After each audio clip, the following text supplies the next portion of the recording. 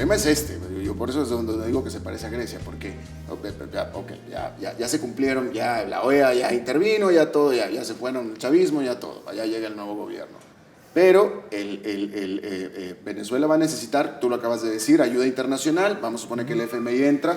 El FMI entra, obviamente, con condiciones, en el sentido de que, bueno, yo te doy dinero para que rescates, pero tienes que arreglar la economía. Pero arreglar la economía va a significar recortar el gasto del gobierno, va a significar despedir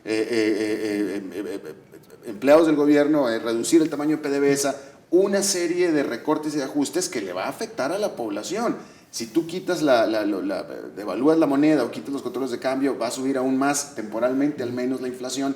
Una serie de efectos económicos de choque que van a ser muy difíciles para la población tragar. Mi gran preocupación con Venezuela es cómo hacer que la población vaya a aceptar mayor sufrimiento que el que va a tener. A ver, estamos partiendo, creo, con la premisa de la pregunta que no responde a la realidad. Como si Venezuela tuviera hoy estabilidad y no tuviera inflación. Tiene la inflación más alta del mundo.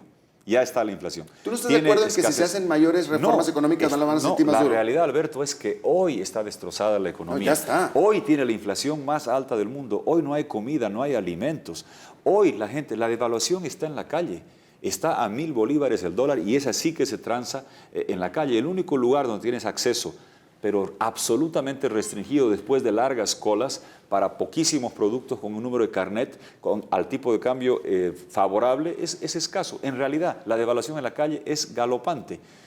La inflación es galopante, la criminalidad es escalofriante. Ese país está sufriendo.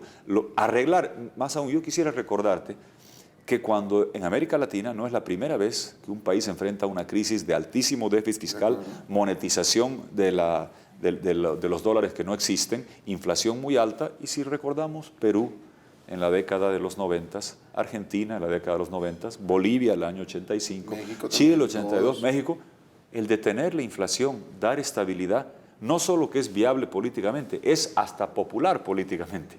Yo te quisiera recordar que gobiernos que han parado inflaciones, que han devuelto estabilidad a orden, que han reactivado la producción, han tenido muy buena aceptación popular. La tuvo Fujimori en Perú, después se fue por otro camino político. La tuvo, recuerdas, Cavallo en Argentina, la tuvieron en México, en Bolivia. El doctor Paz, todo el mundo le reconoce que paró la hiperinflación cuando los billetes eran como en Venezuela, todo en carretilla, llevando cajas para pagar. Eso de que Venezuela hoy está estable y tranquilo, no, es una debacle. No, la inflación está totalmente fuera de control, es inflación como la de Zimbabue, criminalidad como la de Juárez en México y escasez como un país subsahariano. Eso es lo que tiene al pueblo sufriendo y requiere soluciones que este gobierno no creo que pueda dar, y por eso que la comunidad internacional debe decirle al gobierno, tiene que obrar en el marco de la democracia.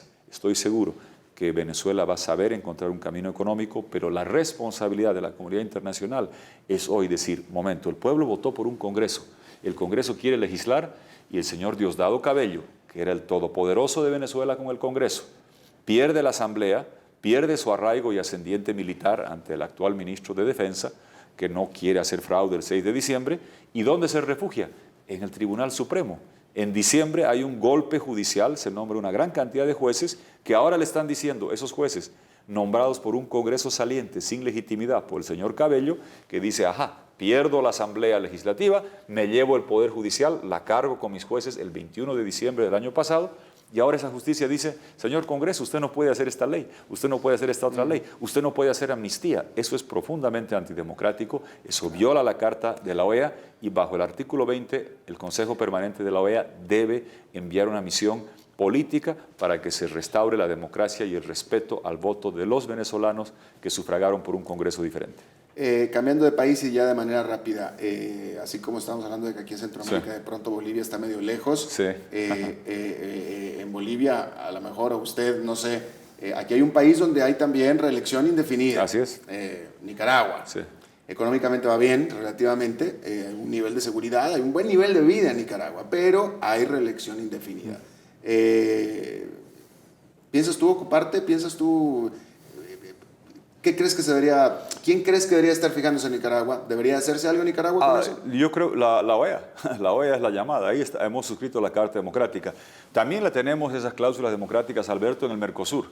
en Sudamérica. En UNASUR también las tenemos. No sé si las tienen en el sistema centroamericano, desconozco, pero tenemos esas cláusulas democráticas en Mercosur, en UNASUR, y las tenemos definitivamente en la OEA. A ver, ¿cuál es la enorme preocupación? Yo siempre digo, no quiero que Bolivia sea el segundo país sudamericano, después de Venezuela, de cambiar la constitución para que sigan los mismos, o el tercero en América Latina, Venezuela y Nicaragua. Es evidente que ese es antidemocrático. Tienen elecciones en noviembre. Yo y mucha gente, todo lo que requiera la democracia nicaragüense, estamos dispuestos a contribuir, a ayudar. Tengo muchos amigos allá. ¿Qué debe entender el pueblo nicaragüense y todos los pueblos? Dicen, pero finalmente la gente va a votar y va a elegir, eso es democrático. No, democracia es 5 cosas. Elecciones libres, justas y transparentes. En Venezuela no son ni muy libres ni justas, y en Nicaragua entiendo que tampoco. Segundo, instituciones independientes. En Venezuela no existen, en Nicaragua creo que tampoco. Tercero, libre expresión, donde tú puedas criticar a través de la prensa sin ser empleado de un canal estatal o de empleados o empresarios testaferros del gobierno. Es parte de lo que es democracia. La presidenta Rousseff decía, prefiero el ruido de la prensa libre que el silencio de la dictadura, haciendo ecuación entre libre expresión y democracia. Elecciones, instituciones independientes, libre expresión, poder hacer oposición sin ser perseguido o encarcelado, como Leopoldo López en Venezuela, como Ledesma en Venezuela, como Leopoldo Fernández en Bolivia, otro Leopoldo, y como gente en Nicaragua es perseguida. Quinto elemento de la democracia, la regla Sarney. Primer presidente democrático en Brasil, después de largos años de regímenes de facto, el último día de su mandato. Un periodista le pregunta, le hace una entrevista y le dice, ¿qué es democracia? Usted que ha sido el primer presidente democrático de Brasil. Sarney dice, lo que hice anoche. El periodista entregado le dice, escribió un ensayo, una cosa. No, hice maletas en la fecha que decía la Constitución. Eso es democracia. Maravillosa definición, porque la leche, la tarjeta de crédito, el queso y los mandatos presidenciales tienen fecha de expiración.